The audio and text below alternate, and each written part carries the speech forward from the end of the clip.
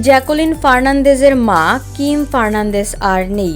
আজ রোববার সকালে মুম্বাইয়ের লীলাবতী হাসপাতালে চিকিৎসাধীন অবস্থায় মৃত্যুবরণ করেন তিনি। কয়েকদিন ধরে হাসপাতালে ভর্তি থাকার পর হার্ট অ্যাটাকের কারণে তার এই দুঃখজনক মৃত্যু ঘটে। এই খবর শুনে জ্যাকোলিনের ভক্ত ও অনুসারীদের মধ্যে শোকের ছায়া নেমে এসেছে। তবে এখনো পর্যন্ত অভিনেত্রীর পক্ষ থেকে কোনো আনুষ্ঠানিক বিবৃতি প্রকাশ হয়নি।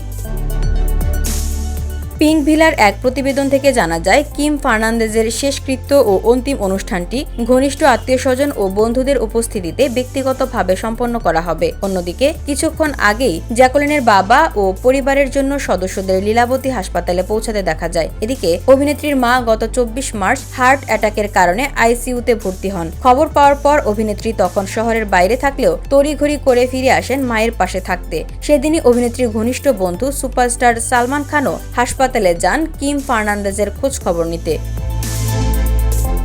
ওই পরিস্থিতিতে জ্যাকোলিন গত 26 মার্চ গুয়াহাটিতে অনুষ্ঠিত আইপিএল ম্যাচের আগে পারফর্ম করার কথা থাকলেও তা বাতিল করে দেন। সে সময় একটি সূত্র জানায়, অভিনেত্রীর মা এখনও আইসিইউতে আছেন। পরিবার ভক্তদের পরবর্তী আপডেটের অপেক্ষায় আছেন। তাই পরিবার ডাক্তারদের পরবর্তী আপডেটের অপেক্ষায় আছেন। এই কঠিন সময়ে জ্যাকোলিন মায়ের পাশে থাকার সিদ্ধান্ত নিয়েছেন, যার ফলে তিনি আইপিএল পারফরম্যান্সে অংশ নিতে পারছেন না। বসুন্ধরা, উত্তরা, বনশ্রী, কুড়িল ও বাড্ডা সহ রাজধানীর বিভিন্ন স্থানে অভিজাত ও অত্যাধুনিক মানের ফ্ল্যাট কেনার এক নির্ভরযোগ্য প্রতিষ্ঠান প্লেজেন্ট প্রপার্টিজ লিমিটেড। তাই আপনার স্বপ্নের আবাসনের জন্য আজই যোগাযোগ করুন।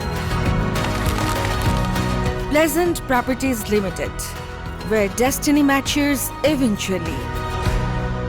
অভিনেত্রীর টিমের পক্ষ থেকে এমন একটি অফিসিয়াল বিবৃতি প্রকাশ করা হয়। মা হাসপাতালে ভর্তি হওয়ার পর থেকে জ্যাকোলিনকে নিয়মিত হাসপাতালে দেখা গেছে। পেশাগত দিক থেকে অভিনেত্রীকে শিগগিরই দেখা যাবে অক্ষয় কুমার অভিনীত হাউসফুল 5 ছবিতে। তরুণ মনসুখানি পরিচালিত এই কমেডি ছবিতে আরও থাকছেন অভিষেক বচ্চন, রিতেশ দেশমুখ, নার্গিস ফাকরি, সুনাম বাজওয়া, দিশা পাটানি সহ আরও অনেকে। VOD Bangla news desk.